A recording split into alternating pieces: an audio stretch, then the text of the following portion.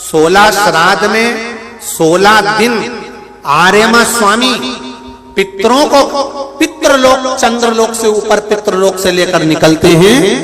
जैसे आपके यहाँ चतुर्थी का श्राद्ध है तो चतुर्थी के श्राद्ध वाले दिन जितने भी चतुर्थी के श्राद्ध वाले हैं सब जगह पर पितरों को भेजते हैं, उनकी छतों पर छोड़कर आते हैं। फिर 7 दिन तक श्राद्ध वाले 16 दिन तक पितृ पूरी पृथ्वी पर मृत्यु लोक में भ्रमण करते हैं, श्राद्ध का भोजन करते हैं।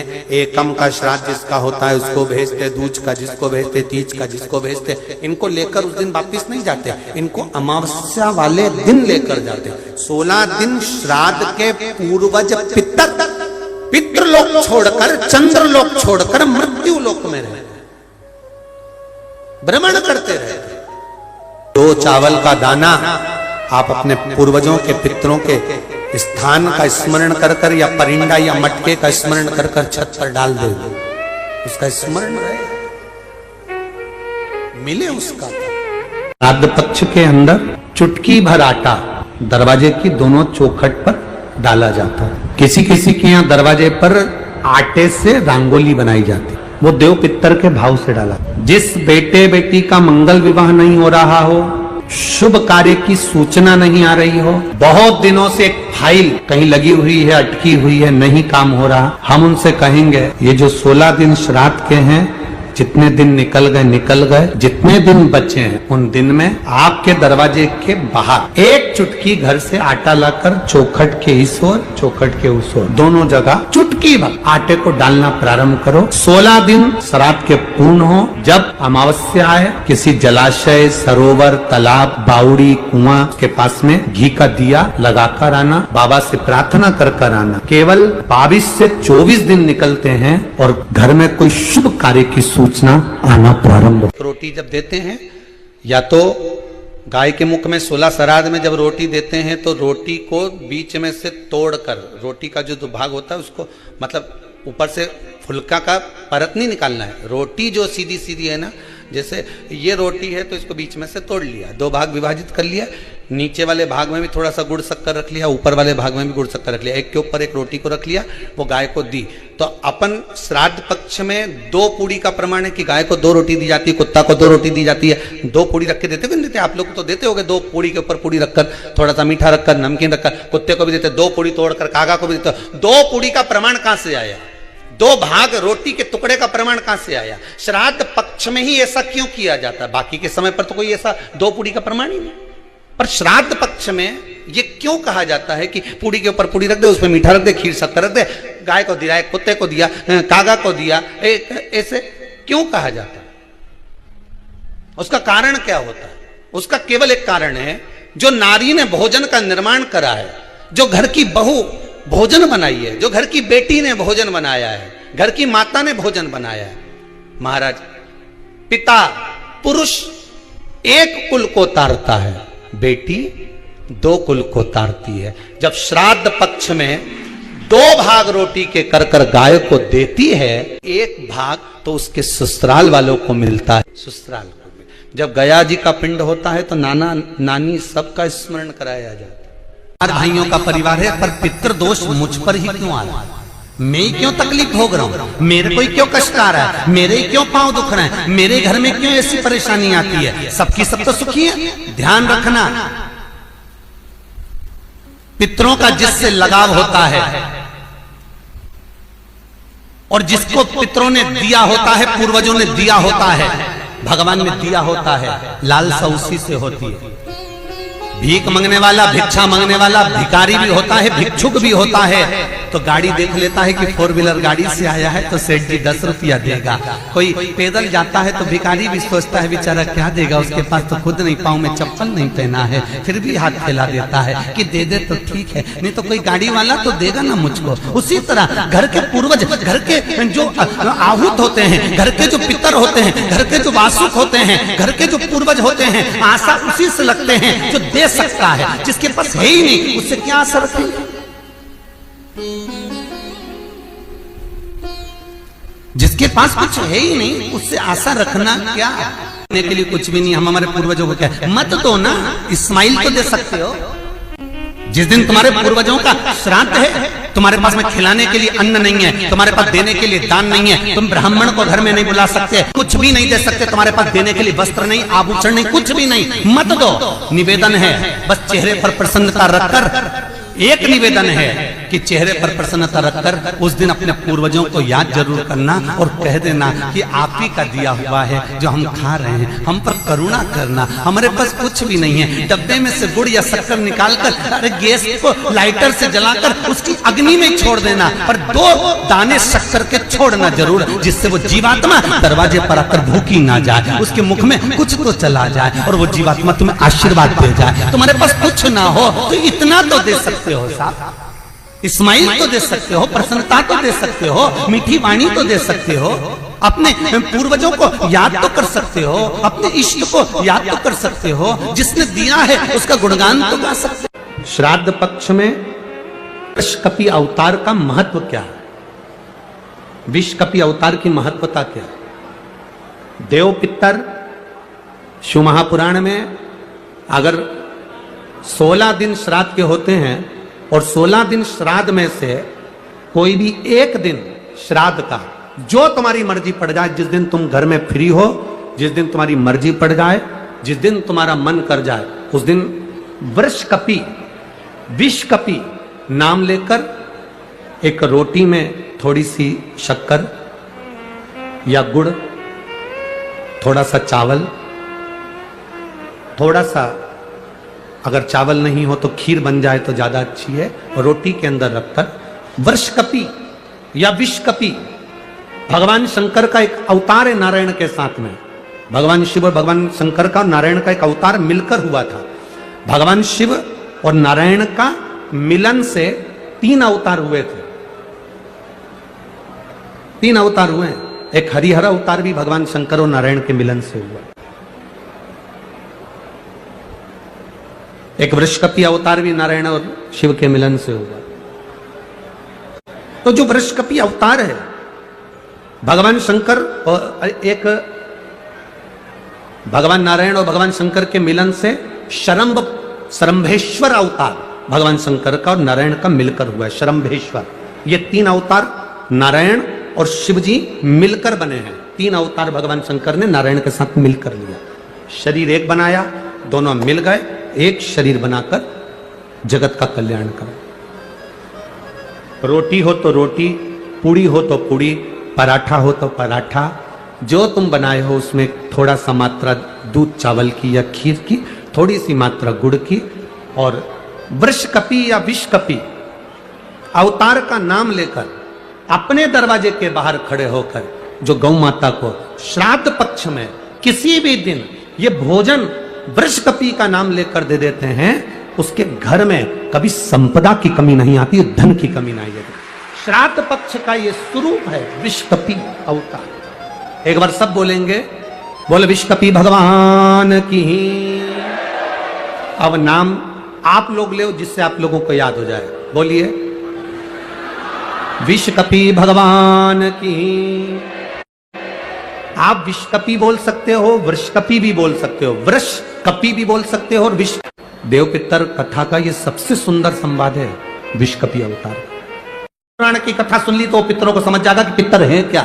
सारे लोकों में सबसे सुंदर लोक है पितर लोक। कारण क्या है? तुम्हारे यहां दिवाली साल में एक बार मनाई जाती है, देवलोक में दिवाली साल में एक बार मनाई जाती है, नाग दीपावली के दिन। पितृलोक में दीपावली रोज मनाई जाती है। कारण, पितृलोक में दिवाली रोज क्यों मनाई जाती है, उसका कारण क्या होता है? लक्ष्मी जी ने नारायण से पूछा, ब्रह्माणी ने ब्रह्मा जी से पूछा, इंद्राणी ने इंद्र से पूछा, एक बात बताओ, तुम दिन भर बैकुंठ में नहीं रहते हो नारायण, आप कहां चले जाते हो? भगवान विष्णु ने कहा, मैं बता नहीं सकता कि मैं दिन भर कहां जाता हूं। नहीं, आज तो आपको बताना पड़ेगा कि तुम दिन भर कहां जाते हो, तुम दिन भर रहते कहां हो, कहां पहुंच जाते हो दिन भर, आपको बताना पड़ेगा, ये आपको बोलना पड़ेगा। भगवान नारायण कहते हैं, मैं नहीं बता सकता। सुबह शाम घर पर आते हो, दिन भर गायब रहते हो, आखिर जाते क्या हो? पत्नी पति से क्यों ना पूछे? तुम भी अपने पति से पूछ सकती हो, क्यों दुकान तो 8 बजे बंद हो गई थी, 11 बजे आ रहे हो, कहां वो काम था? लक्ष्मी जी ने पूछा तुम दिन भर कहां रहते हो? भगवान विष्णु ने कहा मैं बता नहीं सका। बताना पड़ेगा। तब नारायण ने कहा, फिर नारायण बोले, नारायण ने कहा कि देखो लक्ष्मी, बात ऐसी है कि पितृलोक इतना सुंदर लोक है, इतना सुंदर लोक है कि जहां जितने पितर निवास करते हैं उनके घर का कोई व्यक्ति अगर कथा सुनने जाता है, मंदिर जाता है, अगरबत्ती लगाता है, दिया लगाता है या पूजन आराधना करता है या भूलवश भी कहीं भगवान की कथा में जाकर बैठ जाता है, जितनी देर उसके घर का व्यक्ति कथा में बैठता है, नारायण कहते हैं उतनी देर मैं उसके घर के पितरों के कंधे पर हाथ रखकर कथा को श्रवण करता हूं। पितृलोक इतना सुंदर है। और पितृलोक के जो स्वामी हैं, आर्यमा स्वामी, वो पितृलोक के जो स्वामी हैं वो भी बड़े सुंदर हैं। और पितृलोक के जो स्वामी हैं बड़े सुंदर। और पितृलोक के स्वामी जिस पर बैठते हैं, काय पर बैठते हैं? कौवे पर। वो भी बड़ा सुंदर, अति सुंदर। अरे गुरुजी कहां की बात कह रहे हो? सबसे सुंदर पक्षी तो मोर है। राष्ट्रीय पक्षी में भी उसको कहा सबसे सुंदर पक्षी तो मोर है, और आप कह रहे हो कि दुनिया का सबसे सुंदर पक्षी कौवा है। अरे भाई, जिसने कथा नहीं सुनी उसको लगता है कि दुनिया का सबसे सुंदर पक्षी मोर है, पर अगर शास्त्र को उठाकर देखोगे तो दुनिया का सबसे सुंदर पक्षी कौवा था। पहले नंबर पर सफेद, सुंदर, अति सुंदर कौवे के आगे कोई पक्षी नहीं था। वो तो ब्रह्मा जी ने पृथ्वी पर यज्ञ करा, और पृथ्वी पर जब यज्ञ करना चाहा ब्रह्मा जी ने, तो उस समय पर ब्रह्मा जी ने कहा मुझे इस पृथ्वी पर यज्ञ करना है, इस जमीन को लीपने के लिए अमृत की जरूरत है। जैसे अपन गाय का गोबर लीपने के लिए लाते हैं, वैसे ब्रह्मा जी ने कहा इसको लीपने के लिए अमृत चाहिए। अमृत कौन लेकर आएगा? कोई आगे नहीं आया, तब ब्रह्मा जी ने कौवे को बुलाया, ए कौवा तुम अमृत लेकर आओ, क्योंकि तुम्हारी दृष्टि बड़ी प्रबल है, तुम अमृत को ढूंढ कर ला सकते। कौवा अमृत तो लाना, पर झूठा मत करना। अमृत को लेकर आना, मुझे बताना कहां रखा है तो मैं लेने चले जाऊंगा। कौवे ने कहा जो आज्ञा ब्रह्मदेव। कौवा आर्यमा स्वामी को नमन करा, प्रभु ब्रह्मा जी का काम है, मुझे जाना पड़ेगा। कौवा बड़ा सुंदर था, बुद्धिमान था, तो कौवे को भेज दिया।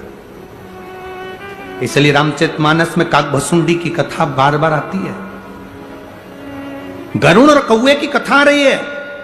कौवा कितना विद्वान था, चला अमृत का पता लगाने के लिए। जब कौवा चला, अमृत का पता लगाते लगाते लगाते लगाते कौवे ने संकल्प ले लिया था कि जब तक अमृत नहीं मिलेगा मैं मुख झूठा नहीं करूंगा, पानी तक नहीं पीऊंगा।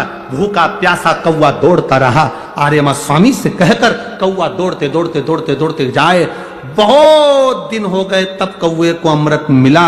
अमृत मिला तो कौवे को लगा बहुत तेज प्यास लग रही है, करूं क्या? कौवे ने उस अमृत को झूठा कर दिया। ब्रह्मा जी को आकर कहा स्वामी अमृत वहां रखा हुआ है, पर बात इतनी सी है कि मैंने उस अमृत को झूठा कर दिया। ब्रह्मा जी को क्रोध आ गया। ब्रह्मा जी ने कहा रे कौवे, तू सफेद होकर, सुंदर होकर तूने ऐसा काला काम कर दिया, ऐसा बेकार काम करा, तूने अमृत को झूठा करा और ऐसा काला काम तूने करा। मैं तुझे श्राप देता हूं कौवे, तू गोरे से काला हो जाएगा। तूने अमृत को झूठा करा, इसलिए तेरी वाणी कर्कश हो जाएगी, तेरी वाणी कर्कश हो जाएगी।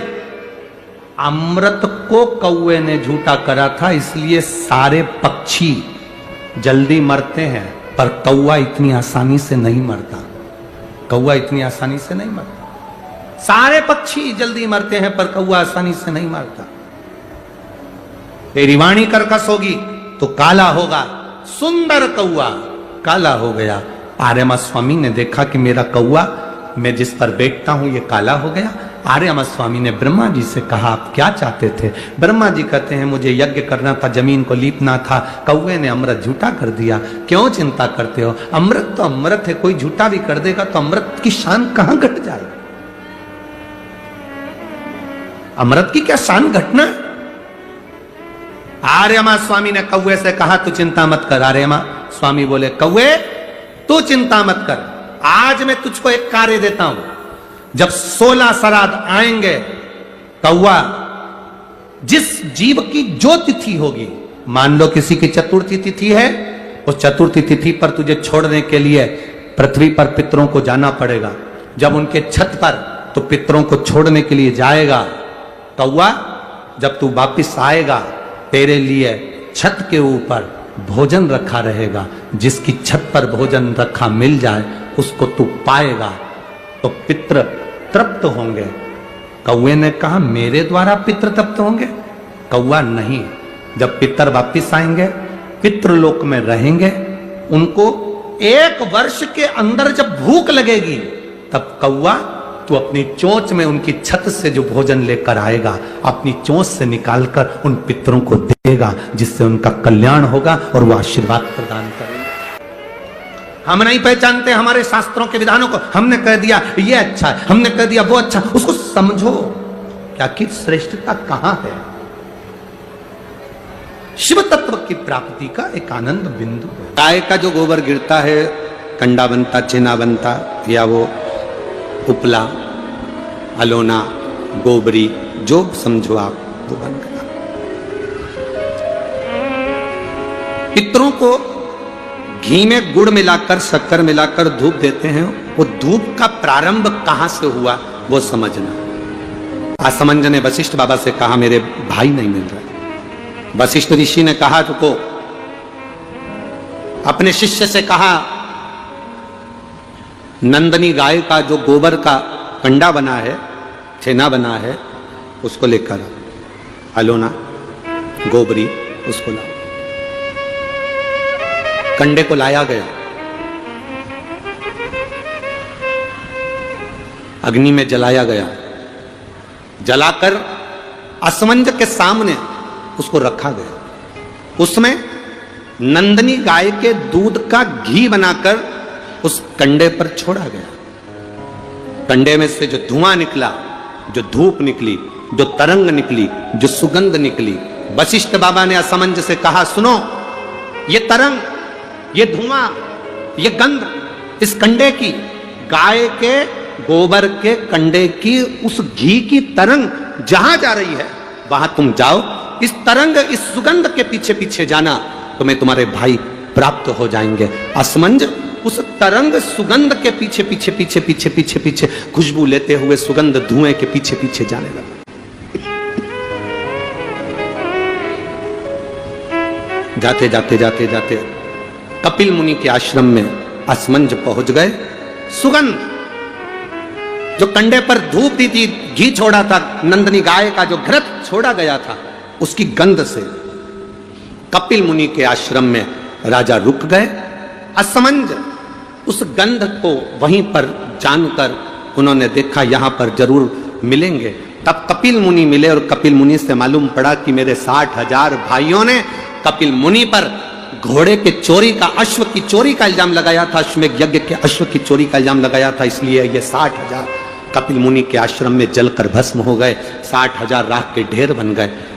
असमंज ने कपिल मुनि के हाथ जोड़ लिए, गुरुवर मैं आपको नमन करता हूं, मेरे भाइयों से गलती हो गई, आप पर चोरी का इल्जाम लगा दिया, निवेदन केवल इतना है कि अब मेरे भाइयों का कल्याण कैसे होगा। ये मेरे 60,000 जो भाई मरे हैं, इनकी मुक्ति कैसे होगी, इनका मोक्ष कैसे होगा।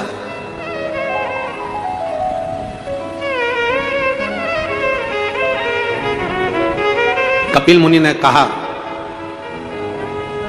ब्रह्मलोक से गंगा पृथ्वी पर लेकर आना। गंगा का जल जब कपिल मुनि कहते हैं मेरे आश्रम में आएगा तो ये 60,000 राख के ढेरों का कल्याण गंगा का जल कर जाएगा। ये गंगा का जल 60,000 राख के ढेर का उद्धार कर जाएगा। गंगा का जल लाना चाहिए। असमंज, गंगा जी लाने में समय लगेगा, पहले तुम तुम्हारा घोड़ा लेकर जाओ, अश्व लेकर जाओ और तुम्हारे पिता सगर से अश्वमेध यज्ञ की पूर्णाहुति करवाओ, उसके बाद में गंगा लाना। अश्व लेकर असमंज चले, पर असमंज घर नहीं गए, वशिष्ठ बाबा के घर पर पहुंच गए। वशिष्ठ ऋषि के यहाँ जाकर असमंज ने हाथ जोड़कर कहा, गुरुदेव तुमने जो कंडे पर घी छोड़ा था, गाय का जो घी छोड़ा था, उसकी जो गंध उठी थी, वो गंध ने मुझे अपने भाइयों से मिलवा दिया।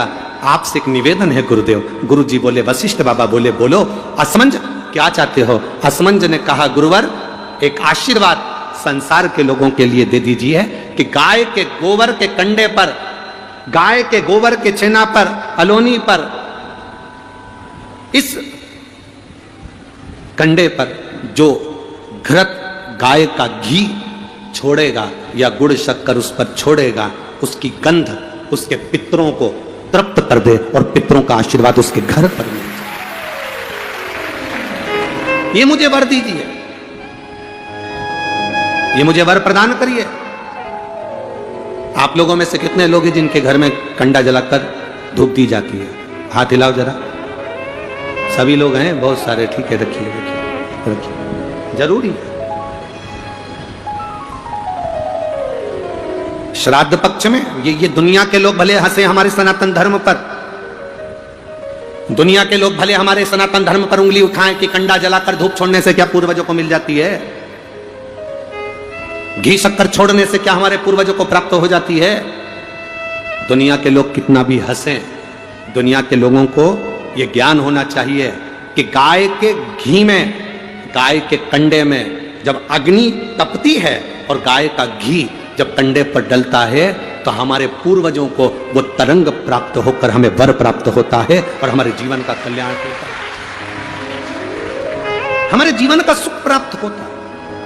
और जब अमावस्या का दिन होता है, श्राद्ध पूरा हो रहा है, अमावस्या का दिन है, शाम का समय, जो जैसे अशोकनगर है, गुना है, शिवपुरी है, सीहोर है, भोपाल है, या आसपास के जितने गांव हैं, शहर हैं, इनके पास में जो नदी होती है, जो तालाब होता है, जो कुआं होता है, जो बावड़ी होती है, सारे पितर एकम से लेकर अमावस्या तक जितने भी पितर होते हैं, चाहे जिसके घर के हों, प्रत्येक घर के पितर नदी, तालाब, बावड़ी, कुएं के पास इकट्ठे होते हैं, क्योंकि पितर 16 दिन भोजन ग्रहण करने के बाद अमावस्या के दिन पानी पीने के लिए गांव की बावड़ी, तालाब, कुआं, नदी पर जाते हैं और वहां पानी का आचमन कर कर हाथ में जल लेते हैं। आर्यमा स्वामी कहते हैं कि जिसने आपको भोजन कराया है, जिसने आपको आमंत्रित करा है, जिसने आपको बुलाकर सम्मान दिया है, आप अपने पुण्य उनके खाते में दीजिए। तो पितर हाथ में जल लेकर उनका नाम लेकर कि मेरे मंझले बेटे ने, कि मेरे बड़े बेटे ने, कि मेरे छोटे बेटे ने, कि मेरे चौथे बेटे ने, कि मेरी बेटी ने, कि मेरे उसने भोजन कराया, उनका नाम लेकर पितर जल छोड़ देते हैं तो साल भर उसके यहाँ भंडार भरा रहता है और वो उन्नति की ओर बढ़ता है।